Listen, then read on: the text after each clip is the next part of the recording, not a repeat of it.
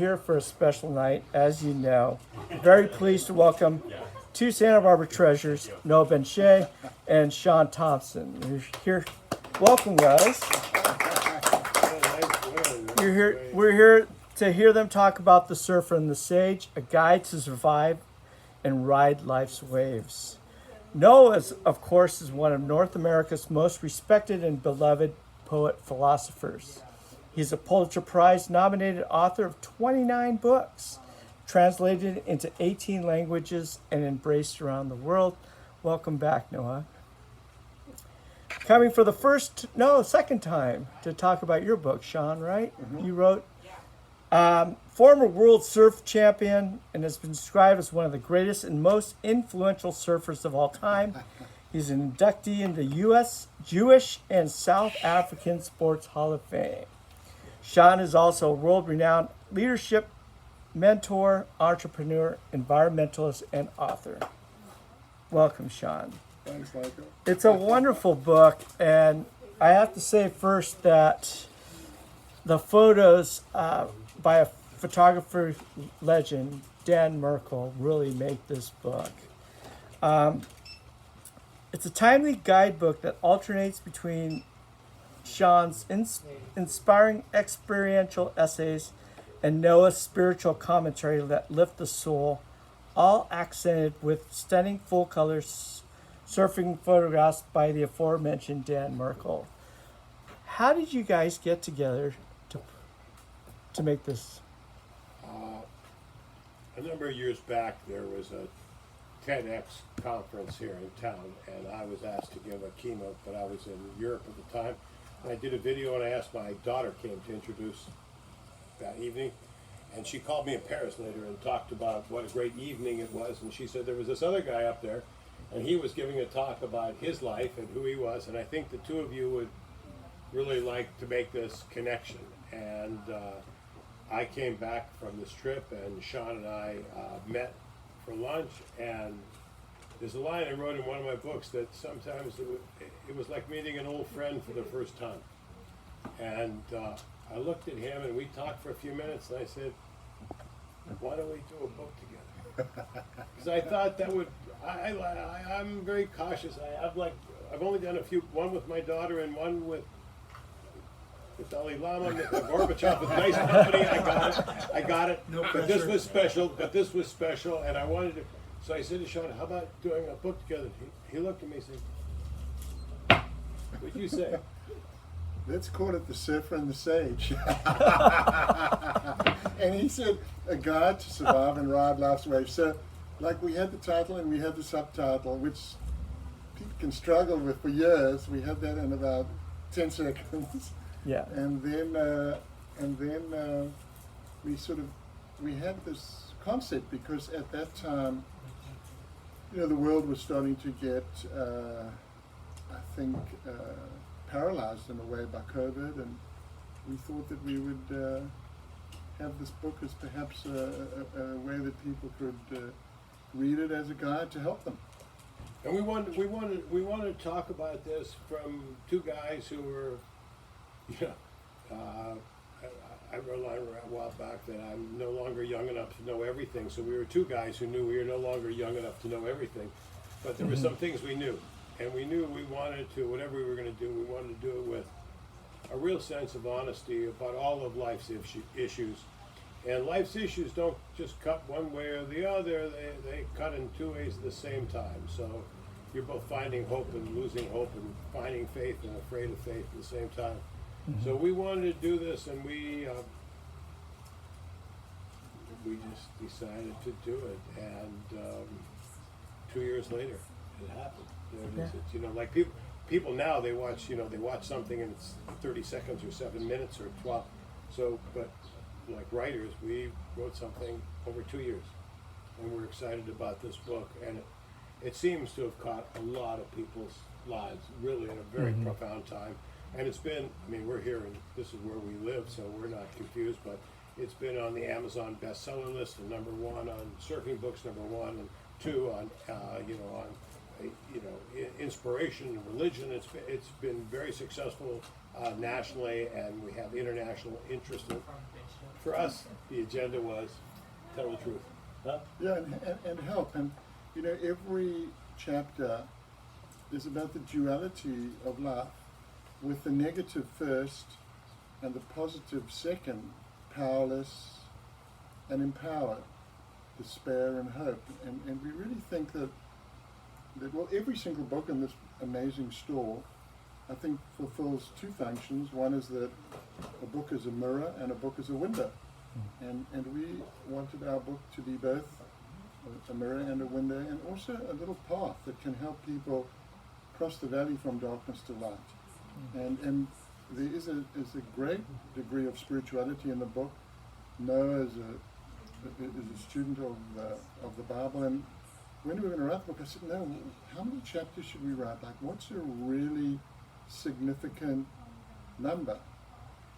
Well, I you know, in Hebrew sacred wisdom, every Hebrew letter has a numeric function. So when you take the word for life, it totals 18. So I said, let's do 18 chapters, because this is a book about life.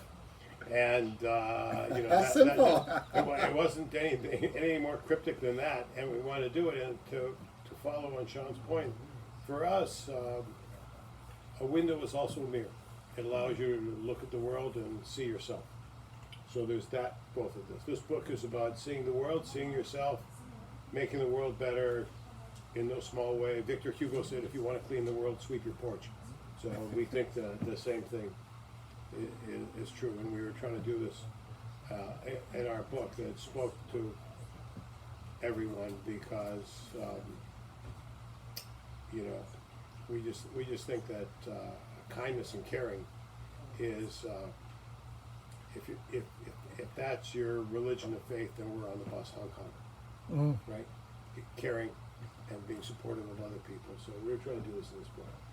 Yeah, and you know, so I go around and speak at these big companies, all sorts of different groups, from prisons to PTSD survivors. Yesterday I was in Park City speaking to a large corporation, and people have really been hit hard during COVID. I call it a sad mindset, because I ask people, send me a word that describes how you're feeling. And the four principal words over the last 2 years have been stress, anxiety, despair, and disconnection. And we really feel that our little book is a way to connect people together. I mean, Scott, Shaun used this term. This is like a Swiss Army knife. There's all kinds of mindset, ways. Yeah, the mindset, Swiss Army knife mindset that you can use in lots of different applications. So I thought it was a great. Yeah, because the book is so simple, and you know, Noah's got a particular style of writing. I have my style, and they just sort of. You know, at the moment in this country, you know, you have Republicans and you have Democrats, and I think they don't understand that beneath it all, everyone has the same values. And you know, our book is, I think, maybe it's at its core, it's about values, but also, like Noah said, it's about kindness. And I love Noah's mantra. You know about real estate, like location, location, location? Noah talks about be kind, be kind, be kind. I mean, isn't that a cool way to approach the world? And we're hoping that maybe this little book will help people be a little bit more kind to people that might have a different viewpoint, and just to be more respectful of one another. If I It's a good way. If I can ask, Shaun, you were at the top of your game. As a child, we all looked up to you as a surfer. You're an artist. You produced, directed the movie Busting Down the Door. You wrote your own books. But then you're paired up with a legend here. I mean, the guy wrote 29 amazing books. And I just want to know your reaction, first of all, when you guys decided to work together. What were you thinking about working with Noah? Well, I'll tell you what, I wouldn't have asked Noah. I would have been too intimidated. But you know, it happened so organically, and there was so much enthusiasm for Noah. He's an inspiring dude. And both of us, I think, just thought it was it was such a different sort of project, and we were both really excited about it. It wasn't like we had this sort of desperate need and ambition to write this book. It just sort of came together organically, warmly, and with a lot of positive Double spirit. shaka. Yeah, a double shaka. Double shaka. And somebody once said, this is a very nice bromance. This is a very nice bromance. You know, Shaun and I are two guys who are comfortable enough with our masculinity to say how much we treasure each other, in each other's company, and you know, on this brief journey, if there's a teaching that if two people do something together, they should do something that lifts a third person. Right? For me, that's God's math. Right? If two people together are doing something good, they should lift the third. They should lift the third person. That's God's math. That's what the divine wants us to do in our efforts, because our work in this lifetime isn't what you do; it's but who you are. That's your work. Not what you do, but who you are. And we decided that we were,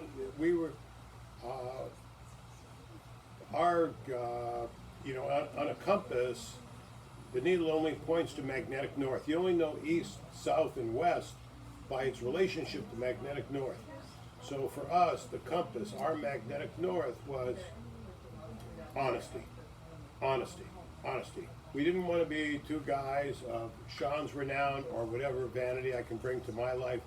We wanted to be two guys that were really just bringing our best game to the printed page.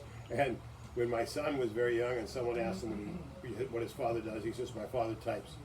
And I can tell you that I still type, and we still type, and that's how this book happened. We were two guys who thought there was something that we needed to do that was bigger than both of us.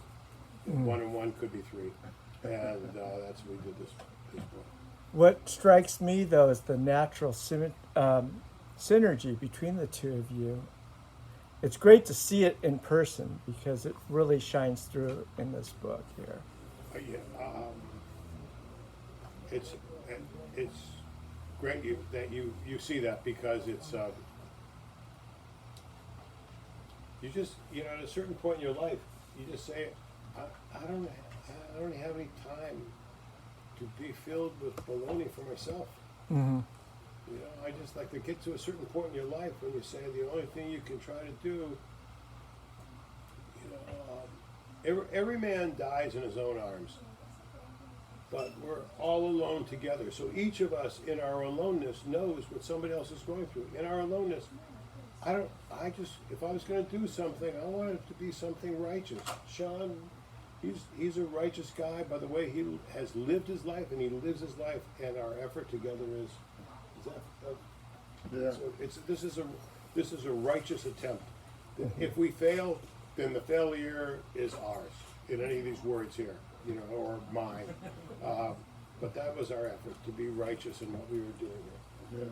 So you know, one of the things that's been super cool, because the book's been out now, I think it was released on the 7th of June. So I get quite a few letters from people on LinkedIn. I get a letter the other day from a guy. He says, "Hey Shaun, you know, thanks for the book. I'm reading it for the 3rd time." So I thought, wow, you know, that's really cool as an author to have someone use the book for what it's intended. And then another thing, it actually concerns Chaucer's. A mate of mine said, "Oh, you know, I went to Chaucer's to buy the book, and they said to me, so how many copies do you want? Because people don't just buy one." I love that. So I just said that, how cool is that? You know, here we are with these unbelievable authors that you know we read. I mean, look, we're sitting across the road from James Joyce here, like, and it's just so you know, it's so sort of humbling to hear stuff like that. It's just super cool. And because it's passing it on, it's passing it on, it's passing it on, and that's what we're here to do in this lifetime, is pass it on, pass it on, pass it on. There's a line I wrote one time: "Do not kiss your children, so they will kiss you back, but so they will kiss their children and their children's children." Pass it on, pass it on, pass it on. So it's bigger. It's bigger. It's bigger than you.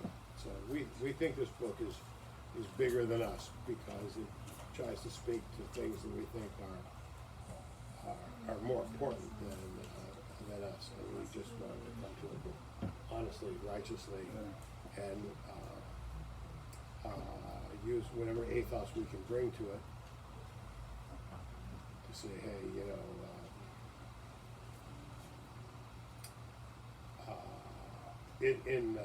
in humility there are miracles.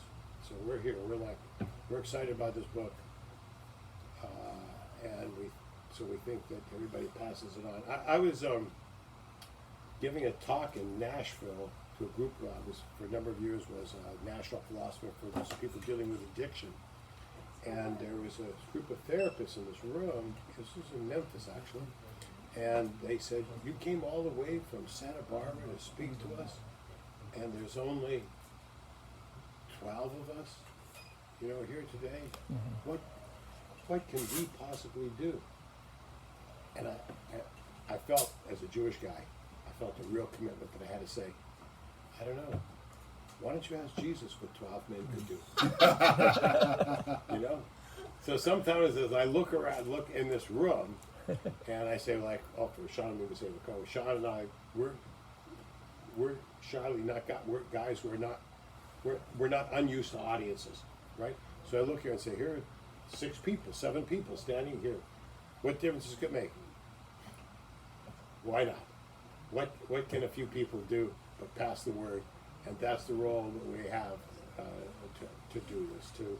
I think Jesus was a great reminder of that, what a few people can do in passing the word. And I think that's really, I take that message from Jesus to heart. So I think it's important. That's pretty cool, Rob. So, numbers and connectivity, it's amazing how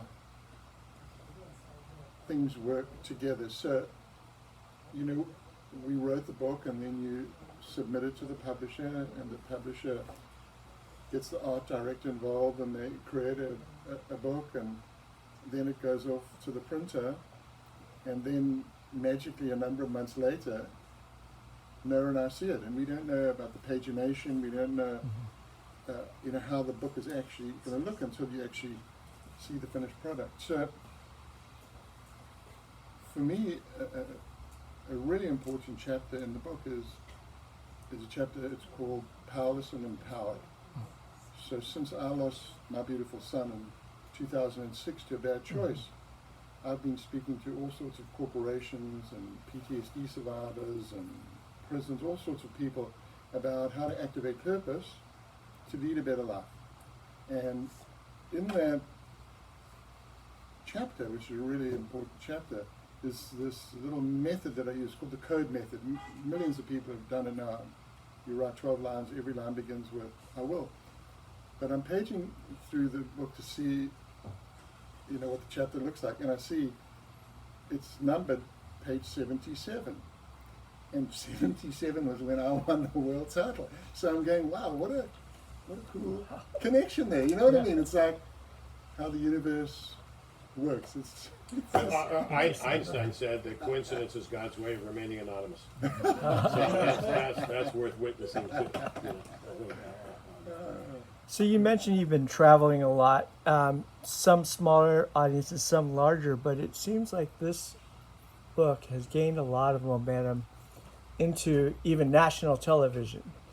And I'd like to hear both of your reactions to how the book is being received in the little part, as well as the wider aspects, such as, was it the Today Show it was on? So if you could talk a little bit about that experience, the response to the book.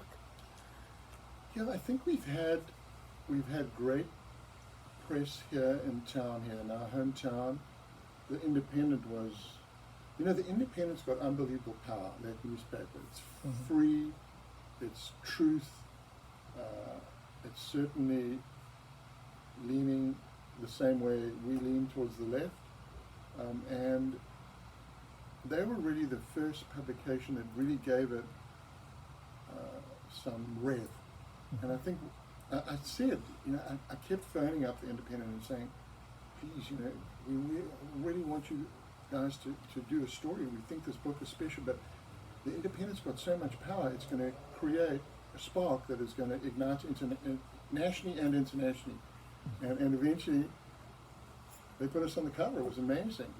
And from there, I think things started to snowball. But it started here in our hometown with our hometown paper.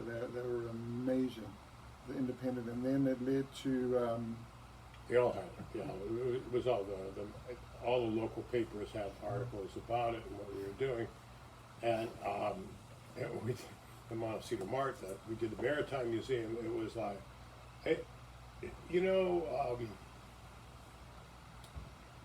sometimes you just get the feeling that the right whisper rides the wind to many ears. I think that's, if you follow any of the major religions, they didn't start with they didn't have a press agent. They weren't running on a global internet scale. There was somebody telling somebody something that they thought was true, and that was what we came to. This was the national and international attentions being drawn to our book is incredible, but at the core of it, it's honesty and truth and a story to be told that makes a difference in the lives of other people. And that's I don't think there's any other secret than that for the kind of global, national and global attention that our book is getting. I mean, a week and a half ago, Shaun was traveling, and there was a major Korean publisher who came to the States and drove up to talk to me about our book and wanting to do it. He'd been reading the book and telling me what he read every night and read it again.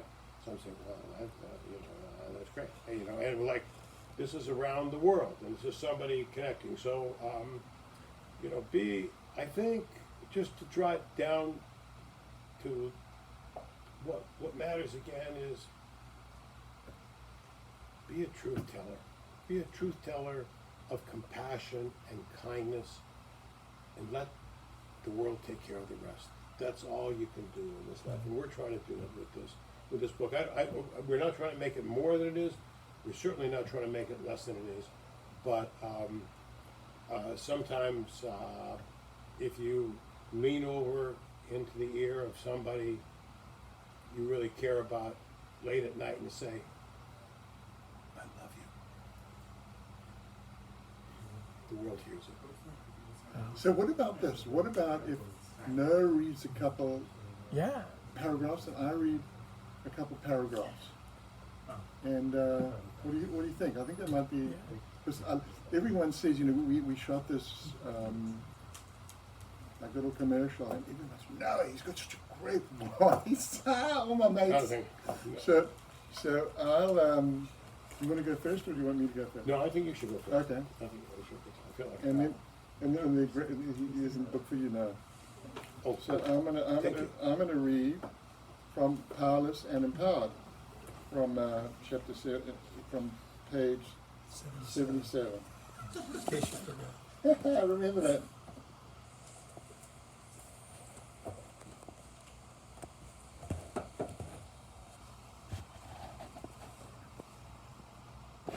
A number of years after the loss of my son, I started to tell my story to community groups, corporations, schools, and universities. I speak about my journey from the dark back into the light, about finding hope amidst despair.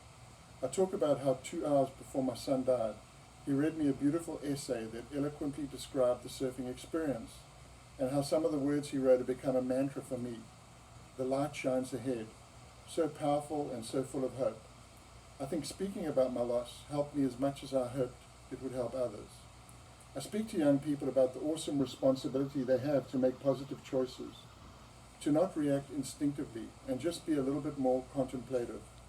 Above all, I stress to young people across the country and across the world, a day will come when you're faced with a life or death decision. It might not be today, it might not be tomorrow, but that day will come. You might be by yourself, or you might be with friends, or you might be with people who you think are your friends, but who are not really who you think you are. Your parents will not be there, and ultimately it will be you and the decision, you and the choice, you and life, and you and death. Thank you.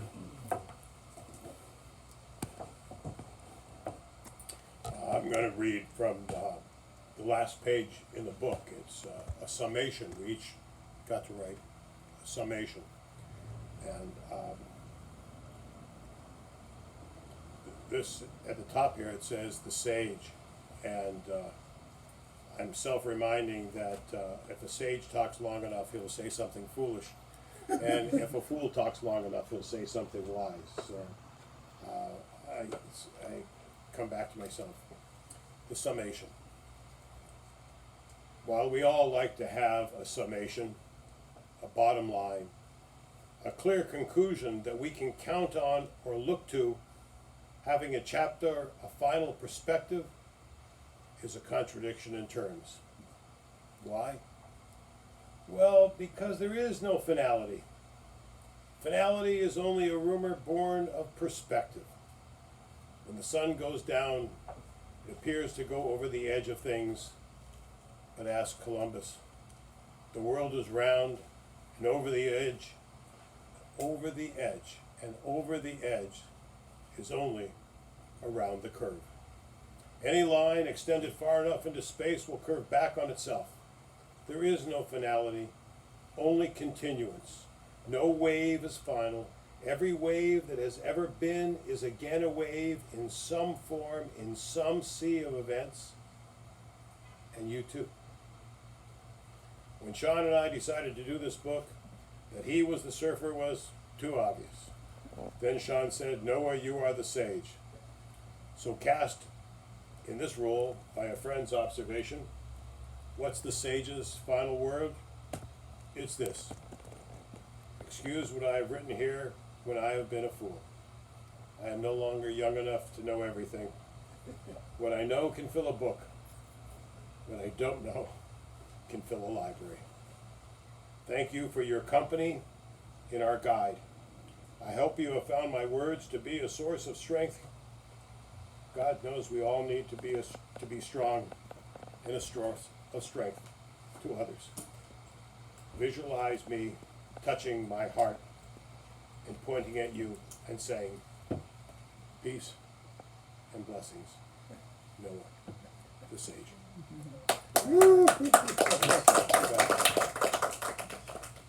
Well, to borrow another spiritual term, you've both accumulated oodles of karma points. And your success is not only because of your talent, but because of who you both are. So I wish you all the best, and thank you for coming to Chaucer's. Thanks for having us here. Thank you. Awesome choices. Thanks for coming.